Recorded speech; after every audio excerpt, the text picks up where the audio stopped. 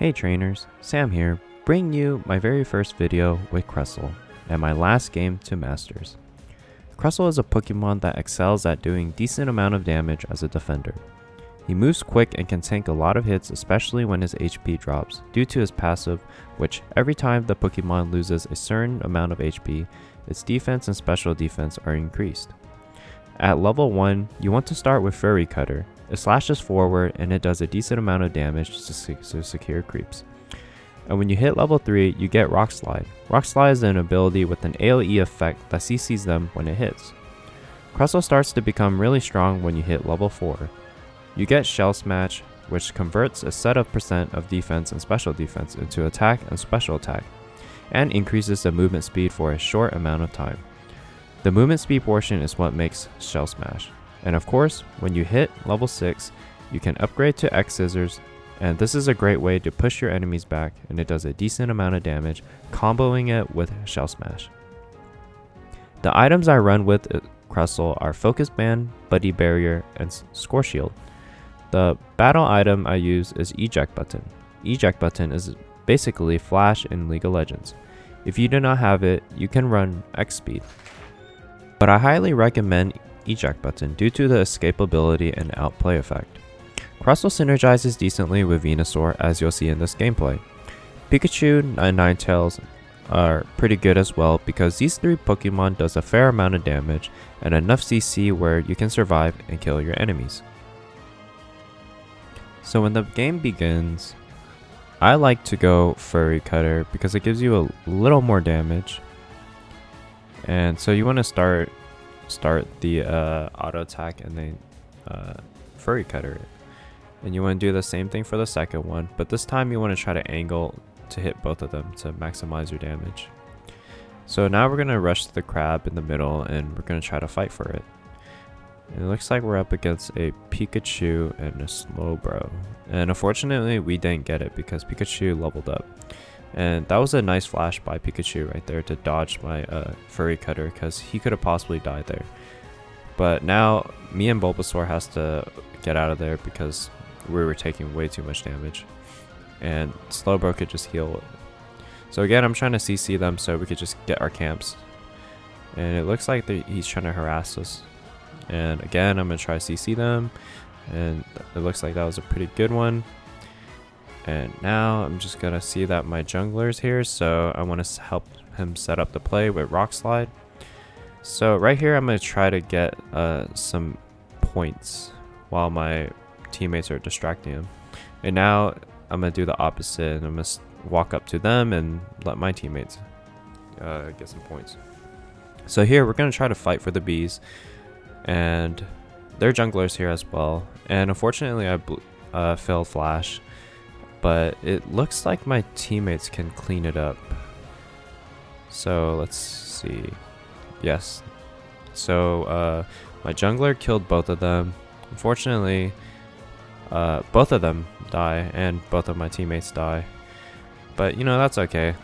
It's a 3 for 3. And actually, yeah, their jungler just decided to imp. So now I have double buffs. And right here I'm going to try to secure their camp as well. So let's see if we can secure this. So I'm gonna Shell Smash, get a little more damage, and then now I level up to X Scissor, which is a really strong spell. So I'm gonna keep hitting him because I know my teammates with me, and we kill him. Now we're gonna get a 30 point, which is extremely good. So now we're just gonna rush back and try to farm our camps as fast as possible to maximize our levels. Now I'm gonna go get a berry here, and I'm gonna come down to this area just so we can secure more camps and possibly in their area. So what I'm doing is staying with my jungler to try to just be a tank in front line while my Bulbasaur is farming on our side. So you can see there, like, you know, sometimes you just gotta play aggressive and just frontline as a tank. It's really important as a tank to just always be in the front and maximizing your defenses and your HP, because your HP is like a very important resource when you're playing tank. So as you can see here, even though I only have like 2 bars of HP, I'm still in the front, but now that like I see there's even more enemies here, I have to run back. So now we're gonna try to secure Dread, and looks like we did. So good job, team, right there. So, and I have to back now, and I'm gonna try to head back down as soon as possible using Shell Smash. And you could constantly use Shell Smash when it's on cooldown because of how fast the cooldown is. It's like 7 seconds. So here, like we're trying to get more points, but he's holding us back right now, or Wigglytuff. And look, we secured it, and I see that our jungler has 40 points, so I'm gonna let him have it over my 30. And now we're just clearing the jungle and running back up. So we can see that Rotom is still up, so right there I'm just trying to push him back so my teammates could possibly kill him, but fortunately we couldn't. But Rotom is still up, and the bees are still up, which is really good for us. It gives us even more of a XP advantage.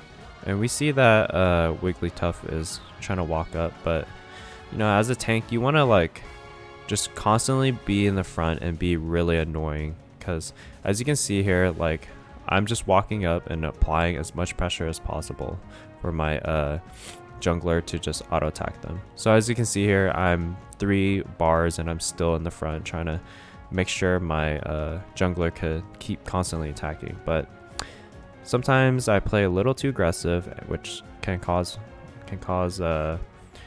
some unfortunate deaths, but you know, that's okay. It's, you know, it's better to play aggressive than just play scared all the time. I respawn and I use the jump pad and we're gonna get ready for Dreadnought because there's 10 seconds left, and you know, you want to set up, like you want to position yourself to where you have the advantage over the enemies when you're over here. So I'm gonna use Shell Smash and X Scissor, which is like the go-to combo to doing a decent amount of damage. And we can see that our teammates are already fighting, which is really good, but there's only one enemy or one Pokemon there, so I think Ninetales kind of entered there, but you know, it is what it is. So again, just staying in the front as CRUSTLE is very important, and because the less HP you have, the more or less damage you take. So you can see right here, I push them back and just constantly trying to apply as much pressure as possible. Even if you die, like if your team could clean up just because you stayed in front, it's 100% worth. So you can see there, like my team scored 40 points and got the rest of the kills. So I might go top because Rotom is coming up, and I can see that my teammates are moving up as well. But again, as a tank, I'm just gonna sit in the front and just see if I can apply as much pressure as possible for them. And then if I don't see them there, then I just start it. So you can see that Slowbro is coming up too, but it's already too late for them. So Slowbro went in way too late and died for it. But as you can see, I'm just trying to run in front of them to X Scissor them like this. So that guy has almost no way of escaping. And I see that Pikachu ulted, and I had to ult immediately or I was gonna die. So again, you just want to like constantly be in the front, applying pressure, use Shell Smash, and then X Scissor as much as possible. And try to like angle your X Scissor to where you could push them to your teammates instead of just like randomly pushing them around. So unfortunately, some of our teammates died, but luckily we rotated immediately to Dreadnought because Zapdos is spawning in 15 seconds, so we're gonna get this and get even more XP over the enemies. So we can see that Zapdos is spawning in like 5 seconds, and we see Greninja still trying to clear jungle for level 13, but luckily enough I came up in time with Shell Smash and X Scissored him and the creep. And we see that Slowbro is up here, and I'm just gonna poke him a little because we're in such a good spot right now. So you want to play a little aggressive and just push people out of the Zapdos territory. And luckily enough, we don't even have to start Zapdos when we're this ahead. And that's kind of like a beginner mistake, is by constantly starting Zapdos and try to 50-50 it. When you're ahead, you never need to do Zapdos. As you can see right here, we're just chasing them down and killing them all basically. Now if they did it, then sure, we'd have to like immediately stop them. As you can see right there, I scouted them real quick and we notice that they're doing it, but they do it really slow because they don't have a strong auto attack Pokemon. So now they're full panicking and running away. But again, we're just pushing them back and basically bullying them when you're ahead. So that was a decent attempt by Greninja to try steal it, but luckily enough, we got it. And now we're about to score 400 to 500 points now. So right here, I'm just gonna clear more camps, but it doesn't matter because the team surrendered. So yeah, that's how you play CRUSTLE. I hope you guys enjoy the video. Make sure you like the video if you enjoyed it. Subscribe to the channel. Leave a comment down below. And I'll see you in the next video. See ya, guys.